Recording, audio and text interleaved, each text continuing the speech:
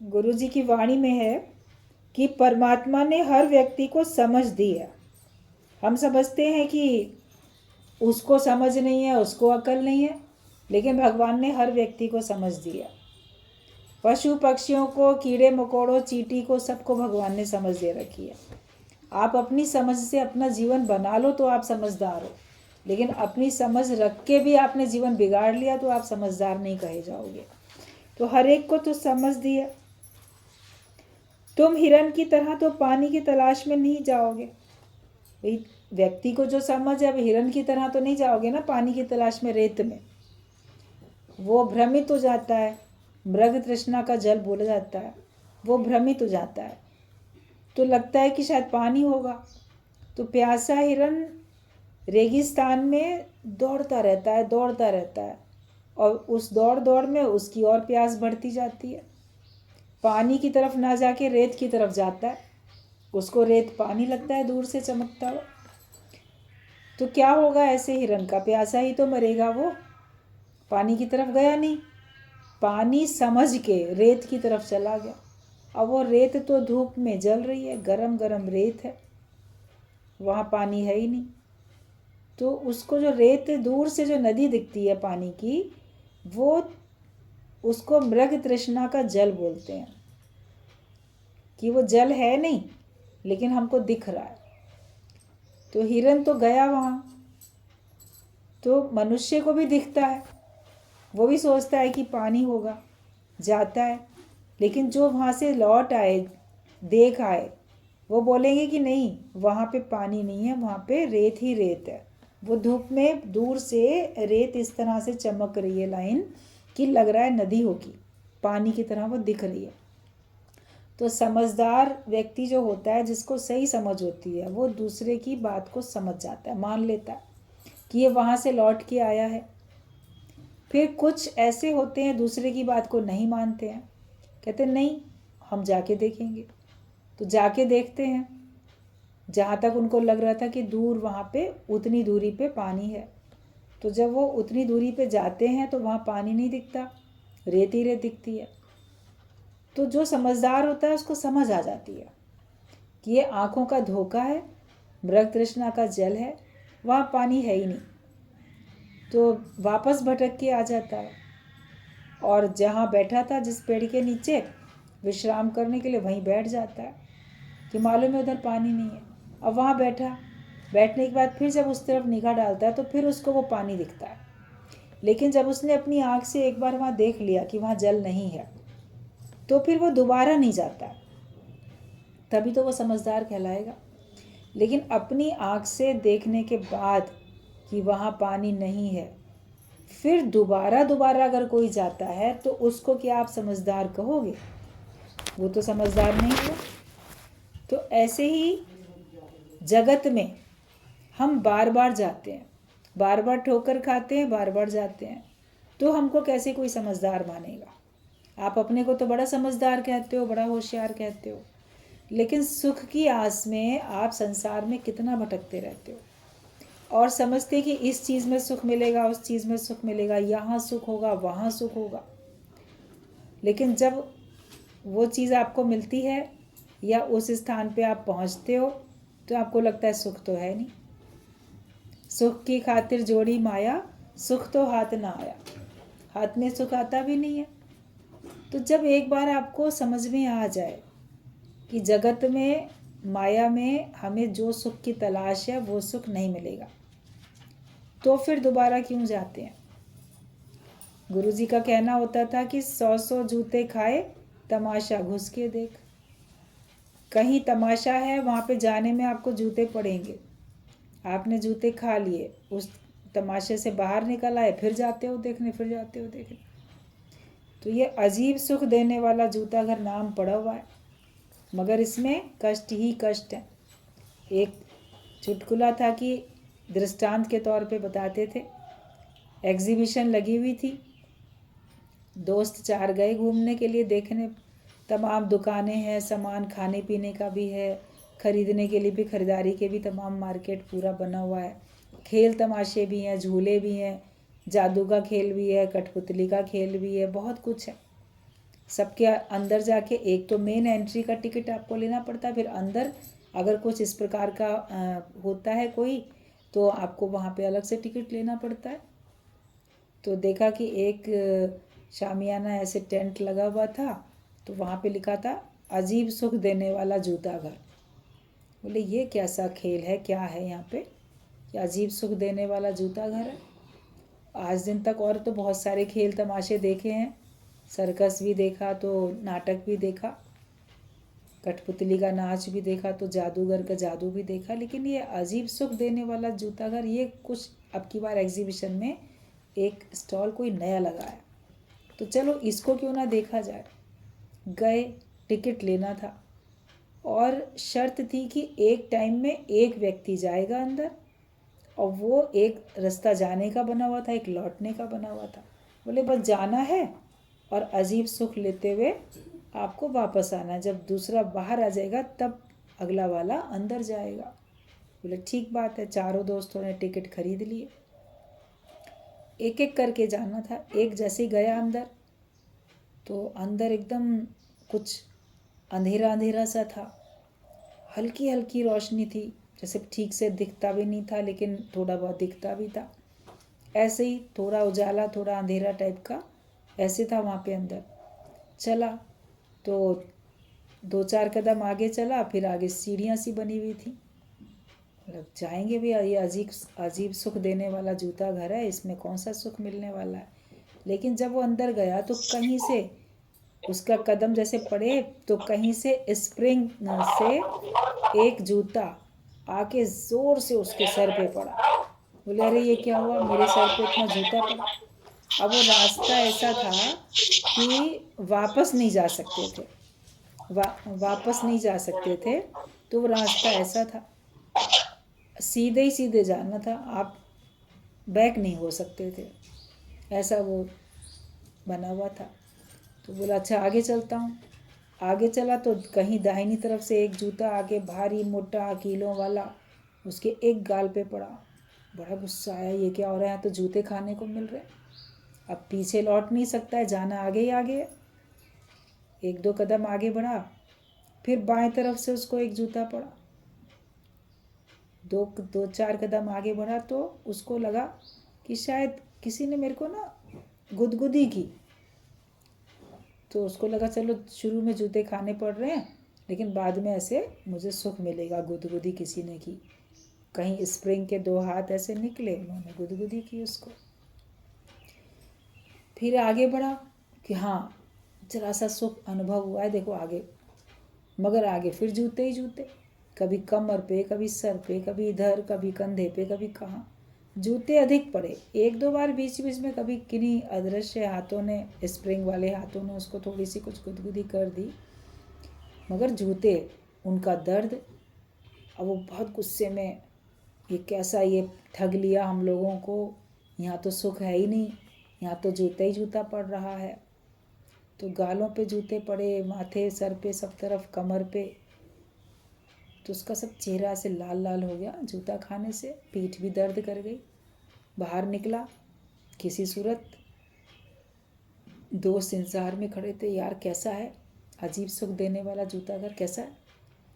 अब उसने सोचा अगर मैं कहूँगा कि मैंने अंदर जाके जूते खाए हैं तो ये लोग सब मेरा मजाक बनाएंगे और ये लोग जूते खाने से बच जाएंगे। तो बोला हाँ हाँ। बोले इतना तुम्हारा चेहरा लाल कैसे हो रहा है। बहुत सुख था, बहुत हंसा, हंसते हंसते चेहरा लाल हो गया मेरा, तो बड़ी खुशी है, जाओ जाओ तुम भी देख के आओ। दूसरा दोस्त गया, उसको भी जूते खाने पड़े। उसको पहले वाले दोस्त पे बड़ा गुस्सा आया, कैसी दोस्ती है इसकी, कम से कम बता देता कि अंदर जूते पड़ रहे हैं तो हम जाते तो नहीं। ये कोई दोस्ती है कि इसने हमको जूते खाने से रोका नहीं। वो भी भुनभुनाता हुआ ऐसे मार खाता हुआ बाहर निकला। उसने सोचा जब पहले वाले ने नहीं बताया तो मैं क्यों बताऊं, उसने भी नहीं बताया। ऐसे दूसरा भी गया, तीसरा भी गया, चौथा भी गया, सब जूते खा के आए। तब चारों दोस्त वापस इकट्ठे हुए तो कहते हैं एक दूसरे से कम जो पहला व्यक्ति गया था वो बता तो देता। उसने कहा मैं बताता तो तुम लोग मेरा मजाक बनाते और शायद मेरी बात पे विश्वास भी ना करते, तो इसलिए तुम जाओ तुम। दूसरा बोला कि चलो, दूसरे से पूछा तुमने क्यों नहीं बताया?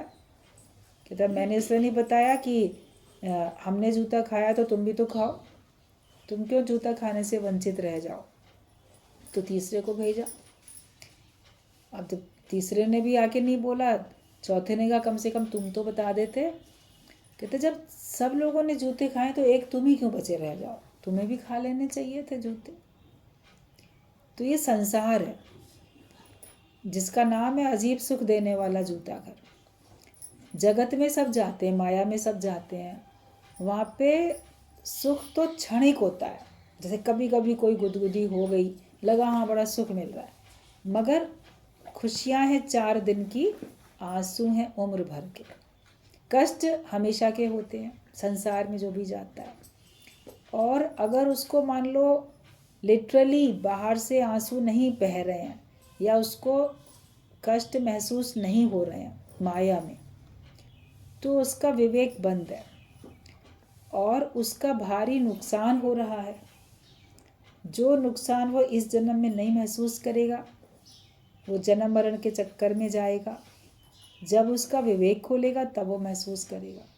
अभी सत्संग में आने के बाद सब लोगों को जब विवेक खुल जाता है, तब उन्होंने ज्ञान में आने से पहले जो अपना जीवन जिया उसमें सुख भी थे। सारे लोग दुखी थोड़ी आते हैं, सब सुखी लोग आते हैं। कोई कोई होता है जो किसी दुख के कारण से आ जाता है, वरना मैक्सिमम हमने ऐसा देखा है कि जब सब बिल्कुल सही सही चल रहा होता है, नॉर्मल होते हैं, तो सब लोग आते हैं सत्संग में। दुख में तो कम ही लोग आते हैं, दुख में तो लोग दुखी होकर घर में ही बैठे रहते हैं। तो दुख में आते हैं, लेकिन सुख में भी सब लोग बहुत आते हैं। तो उनको चाहे सुख में आए थे या चाहे दुख था तब आए थे, लेकिन विवेक खुलने के बाद उनको ये पता लगता है कि जो जीवन हमने माया में पहले जी लिया वो हमारा बेकार चला गया। और हर एक के मन में एक कसक उठती है, एक आवाज़ तो ये ज़रूर आती है, काश हम और पहले से आ गए होते सत्संग में तो कितना अच्छा होता, तो और पहले से हम ज्ञानवान बन गए होते तो कितना अच्छा होता। तो क्यों ऐसा मन कहता है कि और पहले से हम ज्ञानवान हो गए होते? क्योंकि वो सुख सच्चा सुख नहीं था। अब हमको सच्चा सुख मिलता है तो लगता है इतना अच्छा सच्चा सुख था और मैं कितने साल तक इस सच्चे सुख से वंचित रहा, मैंने इसको अनुभव ही नहीं किया। और पहले से सत्संग मिल जाता तो और पहले से खुश जाते, इतना अच्छी खुशी हमको मिल जाती, इतना सुख हमको मिल जाता, इतना सुंदर जीवन बन जाता, इतना शुद्ध पवित्र जीवन बन जाता। हम नए कर्म बनाने से बच गए होते, हमसे बुरा काम हुआ ही ना होता, मन से भी किसी को बददुआएं ना दी होती, वाणी से भी किसी को गालियाँ ना दी होती, शरीर से हमने किसी के प्रति कोई हिंसा ना की होती। क्योंकि अज्ञानता में कम या अधिक ऐसा होता रहता है। अच्छा कार्य करते करते थोड़ा बुरा कार्य भी मनुष्य से होता रहता है। फिर सुजागी सावधानी तो विवेक खुलने के बाद ही आती है, और बिन सत्संग विवेक न होए। जिसका विवेक खुला है, मान लो वो सत्संग में गया है तभी खुला है। जब तक वो सत्संग में नहीं जाता, उसके जीवन में सत्संग नहीं उतरता है, ज्ञान नहीं उतरता है, तब तक उसका विवेक नहीं खुलता है। तो हम बुद्धिमान बनेंगे, समझदार बनेंगे, तो हम माया में सुख की तलाश में नहीं जाएंगे। भले दिखता होगा कि यहाँ सुख है, लेकिन वो अजीब सुख है, सही सुख नहीं है, अजीब प्रकार का सुख है। मतलब सुख भी लोग ले रहे हैं और सुख में भी उनको दुख मिल रहा है, फिर उस दुख में भी सुख मना रहे हैं, उनको उस दुख में भी सुख लग रहा है। एक बार दुख मिलेगा फिर जाएंगे, फिर दुख मिलेगा फिर जाएंगे, सुख की आस में मनुष्य जाता रहता है। तो ये उसकी बहुत बड़ी नासमझी होती है। समझदार व्यक्ति नहीं जाएगा। अपनी समझ से अगर तुम न समझ सको तो गुरु की समझ लेकर चलो। अगर आप अपनी समझ से नहीं समझ पाते हो और माया बड़ी लुभावनी लगती है, माया बड़ी अच्छी लगती है, तो गुरु की समझ धारण करो, उस ज्ञान का सहारा लेके चलो, तो आपको अपने अंदर का आनंद अनुभव होगा, भीतर का सुख महसूस होगा। अति इंद्रिय आनंद का हम अनुभव करेंगे। जो हम माया के सुख अपने शरीर की इंद्रियों की सहायता से लेते हैं, फिर ये इंद्रियां सहायता ना भी करें तो भी हम अपने को आनंदित महसूस करेंगे। अभी जैसे बात चल रही थी भी आंखें ठीक होंगी तब तो देख पाओगे, आंखें ठीक नहीं है तो कैसे देख पाओगे, कान सही है तब तो सुन पाओगे, ना सही हो तो कैसे सुन पाओगे। तो इंद्रियां हमारी ठीक होंगी तब तो हम देखने सुनने का, खाने का, चलने फिरने का, कार्य करने का हम अनुभव और सुख ले पाएंगे ना। अगर इंद्रियां ही ठीक नहीं है तो हम कहाँ से सुख ले सकते। लेकिन ज्ञान, आपकी आँखें, कान, आपका टेस्ट, हाथ पैर मान लो आपके बाद में खराब भी हो जाए, तो पहले इन्हीं इंद्रियों की सहायता से हमने ज्ञान सुना, इन्हीं इंद्रियों की सहायता से हमने सर्वत्र संसार को देखा और उसमें हमने भगवान को अनुभव किया, इन्हीं मुख की सहायता से हमने भजन गाया, वाणी बोली, मंत्र जपे, कार्य किया, हाथों से काम किया, पैरों से गए सत्संग तक, मंदिर तक, तीर्थों तक, कहीं भी हमने अच्छे अच्छे कार्य किए, ध्यान लगाया, तपस्या की, समाधि लगाई, जो भी आपने किया परमात्मा की प्राप्ति के लिए या अंतर मन को सुखी करने के लिए, अपने को ज्ञानवान बनाने के लिए, योग लगाने के लिए मेहनत कर ली, इकट्ठा हो गया ज्ञान का धन आपके पास। फिर अगर ये इंद्रियां आपकी जवाब दे जाती हैं, क्योंकि शरीर की हर एक की ऐसी स्थिति होती है, शरीर समाप्त होने से पहले अपनी इंद्रियों की शक्तियां खोने लग जाता है।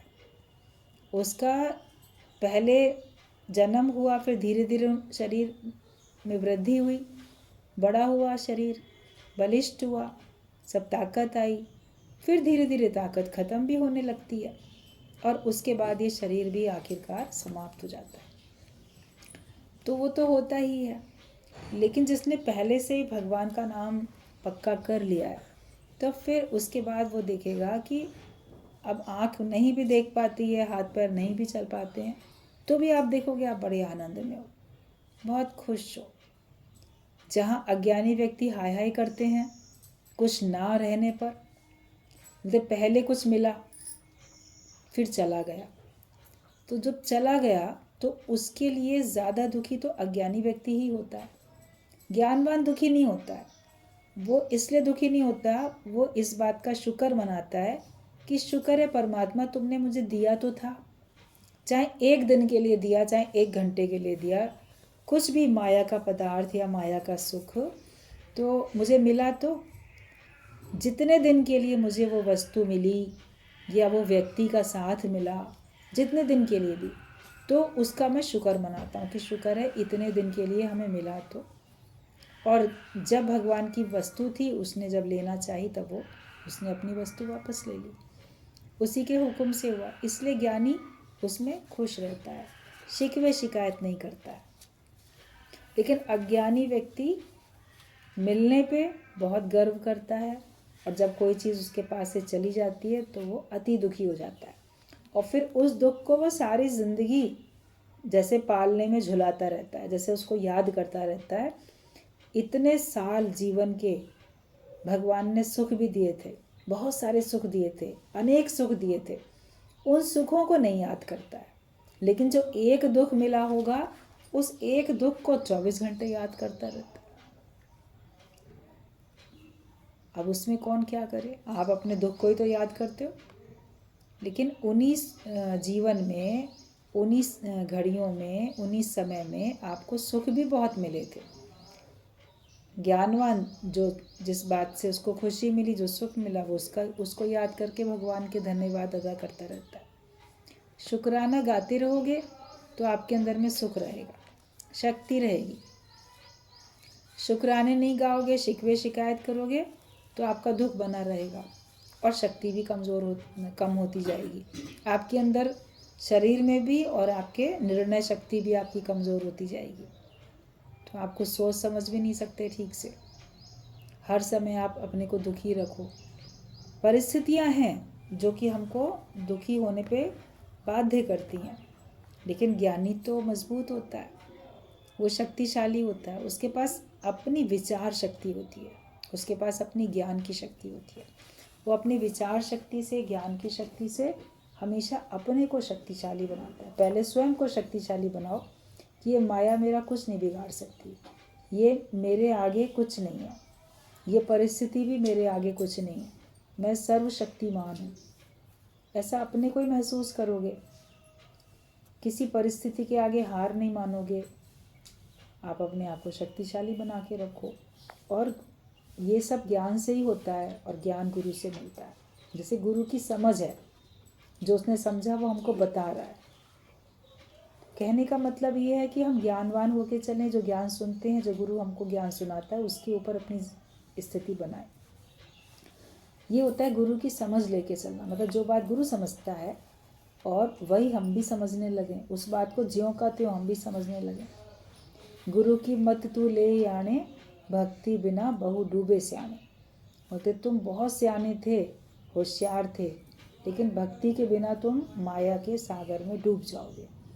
इसलिए तुम ना समझ हो तो तुम्हें गुरु की मत लेके चलनी है। मतलब गुरु की समझ, उसका ज्ञान, वो हमको अपने जीवन में उतार के चलना है।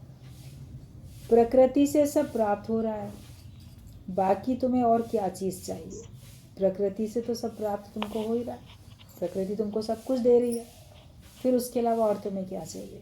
तब सोचोगे कि और जो कुछ मुझे चाहिए वो ज्ञान ही चाहिए। बाकी चीज़ें तो हमको प्रकृति से मिल ही रही हैं। आपको रोटी, कपड़ा, मकान सब प्रकृति से मिल जा रहा है और प्रारब्ध के अनुसार मिल रहा है। लेकिन और हमें क्या चाहिए? हमें ज्ञान चाहिए, हमें वास्तव में सुख शांति चाहिए। उसके लिए हमको मेहनत करनी पड़ेगी, उसके लिए हमको पुरुषार्थ करना पड़ेगा। तुम्हारे पास अंदर आनंद है कि नहीं ये देखो। और दूसरे से अगर चाहते हो तो दूसरे में आनंद है भी नहीं। हम दूसरे से चाहते हैं लेकिन दूसरे के पास वो है ही नहीं। हम सोचते हैं कि दूसरा मुझे ना सुख देगा, दूसरा मुझे सहूलियत देगा, सुख देगा, मुझे खुशियाँ देगा तो मैं खुश हो जाऊँगा। और दूसरे के पास है ही नहीं तो कहाँ से देगा। आप किसी के पास जाओ कोई चीज़ मांगने के लिए, अब वो बोले कि ये तो मेरे पास भी नहीं है, तो वो कैसे तुमको दे सकता है। तो जब उसके पास ही नहीं है तो वो कहाँ से तुमको देगा। उस दूसरे के पास खुशियाँ हैं ही नहीं, वो तुम्हारी तरफ टकटकी बांध के देख रहा है कि तुम शायद उसको खुशी दोगे, लेकिन तुम उससे मांग रहे हो। आप संसार वालों से मांगते हो, संसार वाले तो आप ही से मांगते हैं, परिवार वाले आप ही से मांगते हैं, आप उनसे मांगते हो। है ही नहीं, जिसके पास होगी वही दे पाएगा। ब्रह्म ज्ञानी के पास ब्रह्म का ज्ञान है, उसके पास सच्चा सुख है, सच्चा आनंद है, सच्ची शांति है, वो ही हमको दे सकता है। और वो कैसे देता है कि वो हमारे अंदर के खजाने को हमें दिखा देता है, ऐसे देता है। वो भी कोई बाहर से नहीं देता, वो बताता है कि सब कुछ घर में बाहर नहीं, सब कुछ तुम्हारे अंदर ही है, तुम्हारे मन में ही है, सब तुम्हारे ही घर में है। जो चीज़ पहले से ही तुम्हारे घर में है उसको बाहर ढूंढने के लिए क्या जाते, ये गुरु बताता है। वो भी हमको बाहर से नहीं देता, सुख शांति आनंद सब बाहर से नहीं देता, वो तुम्हारे अंदर से ही खजाना खोल के तुमको दिखा देता है। तो हमको पता चल जाता है कि सब कुछ तो पहले ही मेरे पास था, मेरे ही विचार थोड़े गड़बड़ा गए थे जिससे मैं सुख का अनुभव नहीं कर पाता था। अब मेरे विचार ठीक हो गए तो मैं हर परिस्थिति में अपने आप को सुखी महसूस कर सकता हूँ। हर चीज़ में मुझे सुख का अनुभव हो रहा है, इसका मतलब मेरे अंदर ज्ञान गया। और हर चीज़ में अगर मुझे या हर परिस्थिति में सुख का अनुभव नहीं होता है तो अभी ज्ञान और पक्का करना है। तो हम दूसरे में मज़ा समझते हैं, लेकिन वो तुम्हारे अंदर है। और कहाँ है वो? चित्त की एकाग्रता में आनंद है। जब हमारा चित्त एकाग्र है तब आनंद है। अगर हमारा चित्त एकाग्र नहीं है, मन कितना भटकता है। जैसे एग्जीबिशन में जाओ तो एक गोल वाला ऐसे झूला होता है, मैरी गो राउंड, ऐसे गोल गोल घूमता रहता है, तो तुम्हारा मन भी 10 दिशाओं में गोल गोल घूमता रहता है। वहीं उसी विचार में हम दुखी होते रहते हैं। तो जैसे हम उसी झूले में झूलते रहते हैं, तो मन की एकाग्रता, जिस दिन आपका मन स्थिर हो जाए और कोई मेहनत आप नहीं कर पाते हो तो कम से कम अपने मन को स्थिर करने की तो मेहनत करो। दूसरे के मन को स्थिर नहीं कर सकते, दूसरे के मन को नहीं बदल सकते, दूसरे की आदतें नहीं बदल सकते। दुनिया ना बदले, बदल जाएं हम। हमें अपने लिए मेहनत करनी है कि ठीक है वो नहीं सुधरता, वो नहीं बनता, ना बने, बोले ठीक है मैं सुधर जाता हूँ, मैं बन जाता हूँ। कैसे बनेंगे कि अपने मन को बिल्कुल स्थिर एकाग्र, मेरा मन जगत में जाए नहीं, भटके नहीं, अपने स्वरूप में टिक जाए, हर समय अपने भगवान के ध्यान में रहे, अपने सच्चे स्वरूप में रहे, तो उसके पास सुख शांति है ही, आनंद की स्थिति उसकी है ही है। कुत्ता हड्डी में आनंद समझता है, मज़ा समझता है, पर उसमें नहीं है, वो उसके मुख में ही है। कभी कोई खाना खा के, जो लोग नॉनवेज खाते हैं, ऐसे हड्डियां बाहर फेंक देते हैं, तो कुत्ता उन हड्डी को मुंह में लेके देर तक चबाता रहता है। उसको लगता है इसमें से बड़ा मुझे रस मिल रहा है, मगर उसमें अब रस है ही नहीं, उसमें कुछ भी नहीं है, वो तो ऐसी सूखी हड्डी है, खोखली हड्डी है।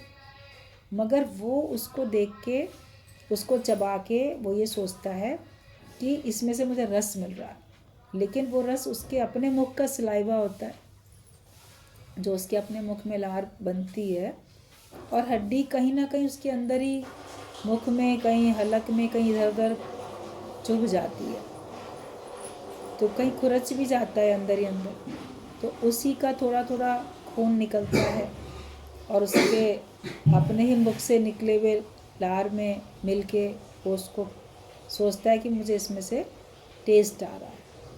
तो हड्डी में टेस्ट नहीं था, टेस्ट उसका अपना था, स्वाद उसका अपना था, लेकिन वो कुत्ता समझ रहा है कि मैं हड्डी से सुख ले रहा हूँ। तो ऐसे ही अज्ञानी व्यक्ति की स्थिति होती है कि वो समझता है कि मुझे बाहर से सुख मिल रहा है, लेकिन बाहर से सुख आपको तभी मिल रहा है जब आपका मन एकाग्र है।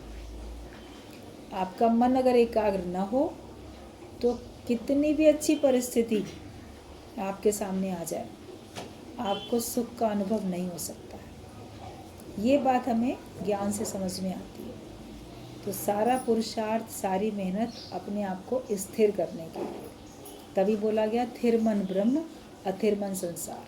अगर आप स्थिर होके बैठते हो तो आपका ब्रह्म स्वरूप आप हो, और अगर आपका मन चंचल है, अस्थिर है, तो फिर आप संसार में ही पड़े।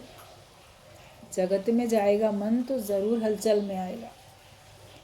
जिसका मन बहुत हलचल में रहता है ना, जिसको कहीं 24 घंटे चैन ही नहीं मिलता है, तो वो निशानी होती है कि वो हर समय संसार में ही रहता है, वो हर समय संसार की ही बातों में रहता है, संसार की बात सोचता रहता है, ये उसकी निशानी होती है। लेकिन जिसका मन शांत रहता है, जो आपको दिखे कि ये बहुत शांत रहता है, इसका मन हलचल में नहीं आता, तो समझ जाओ कि उसके मन में हर समय भगवान का चिंतन चलता रहता है, उसके मन में हर समय ज्ञान चलता रहता है। उस जगत में उसका दिल दिमाग जाता ही नहीं है, ना वो जगत के बारे में सोचे, ना उसका सुने जगत के बारे में, ना वो जगत के बारे में चर्चा करे। अज्ञानी व्यक्ति 24 घंटे संसार के बारे में सोचता है, संसार की बातें सुनता है और संसार की ही चर्चा करता है। वो जब मुंह खोलेगा जगत की बात बोलेगा, और उसको ज्ञान सुनना अच्छा नहीं लगेगा, उसको संसारिक बातें सुननी अच्छी लगेंगी, और हर समय उसके दिल दिमाग में माया ही चलती रहती है, माया से संबंधित बातें ही वो सोच विचार करता रहता है।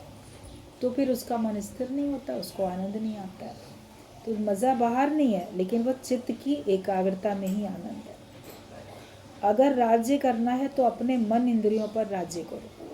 हम बाहर राज्य करना चाहते हैं, घर में मेरा राज हो जाए, मेरी चले घर में, हर जगह पे ना मेरे कोई बॉस बना के लोग रखें, मेरी बात माने। तो जैसे हम हर एक के ऊपर अपना राज्य करना चाहते हैं। कोई लोग बड़ा डोमिनेटिंग नेचर के होते हैं, दूसरे के ऊपर बहुत शासन करना चाहते हैं कि मेरा राज्य चलना चाहिए, मेरे हिसाब से सब लोग चलें, दूसरों के लिए करते हैं। लेकिन अगर तुमको राज्य करना ही है तो अपने मन के ऊपर करो, तुम्हारा मन तुम्हारे हिसाब से चले, तुम्हारी इंद्रियां तुम्हारे हिसाब से चले। राज्य अगर करना है तो उसी पे करो। किसी और के ऊपर शासन करने से क्या होगा जब तुम्हारा अपना मन ही तुम्हारी नहीं सुनता है। सबसे जीता और अपने से हारा। अगर तुम्हारा अपने मन के ऊपर शासन नहीं चलता है तो तुम अपने से ही हार जाते हो, औरों से तो जीत लेते हो, लड़ झगड़ के, कलह क्लेश करके, या बलपूर्वक डरा धमका के किसी को भी आप अपने शासन में रख सकते हो। सबसे जीत गए आप किसी भी तरीके से, कोई भी युक्ति अपना के आप जीत गए जगत में सबसे, लेकिन अपने मन से ही हार गए तो फिर आप तो हारे हुए ही माने जाओगे। क्योंकि अपने मन से हारा हुआ व्यक्ति सब तरफ अंदर ही अंदर सबसे सहारे की उम्मीद करता है।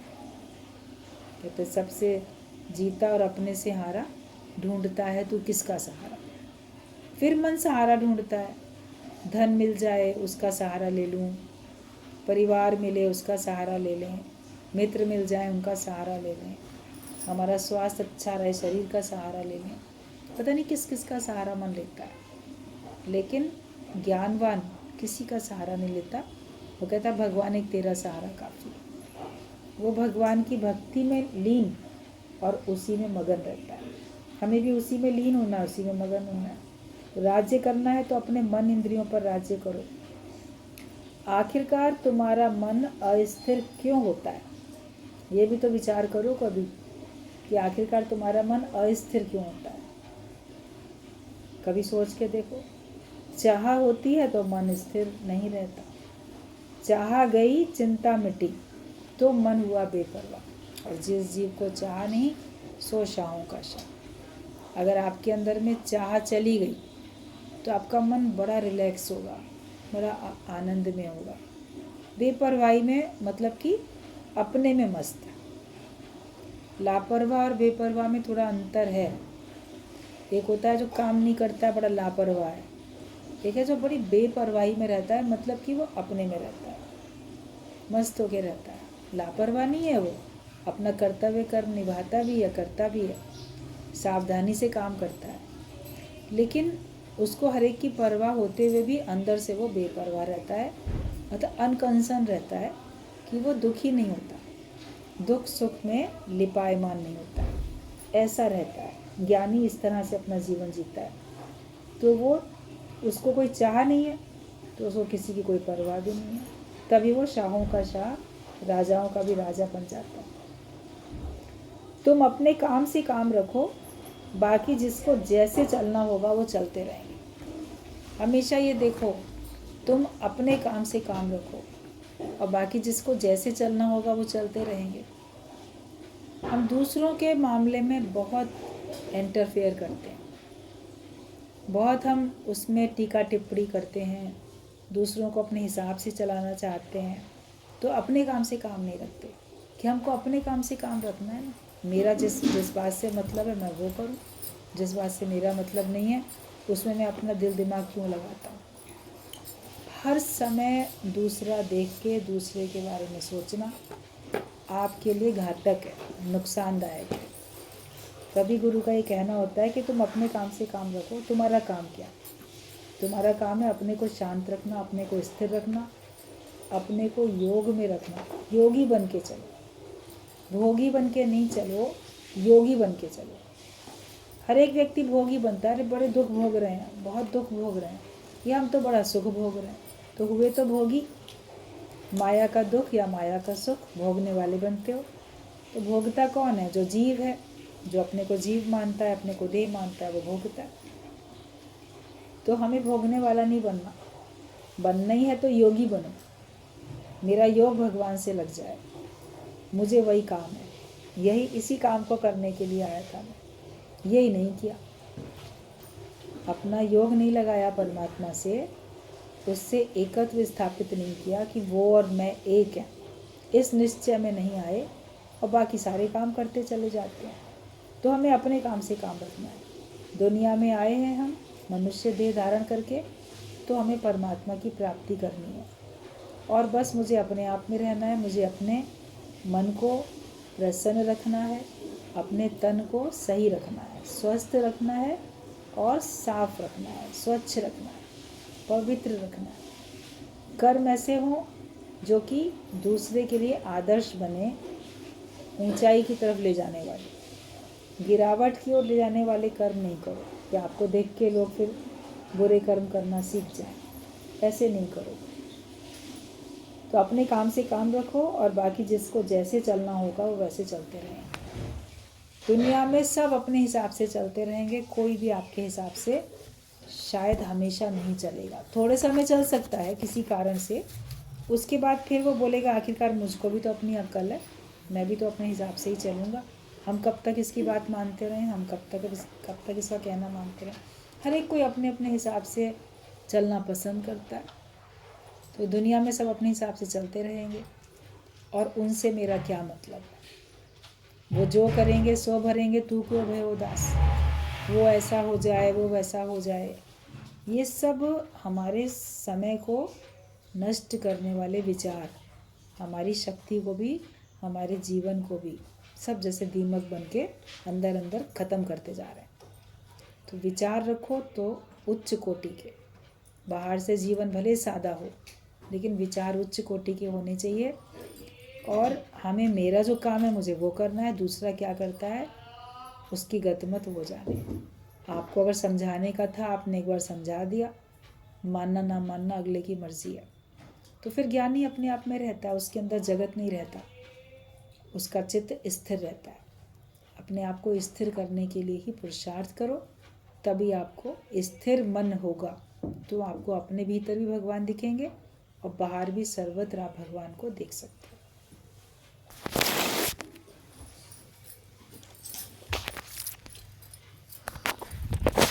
मैंने अंदर में दिया कि इच्छा उठती है तो मन हलचल में आता है और इच्छा